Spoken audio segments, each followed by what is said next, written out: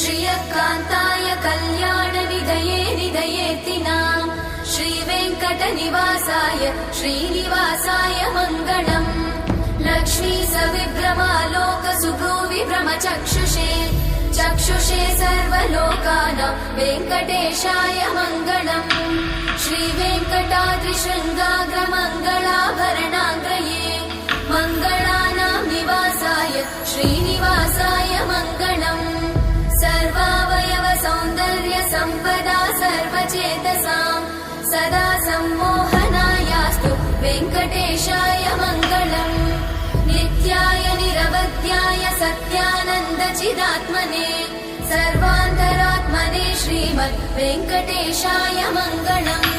स्वतः सर्वविदे सर्वशक्तये सर्वशेषिने सुलभाय सुशीलाय वेङ्कटेशाय मङ्गलम्।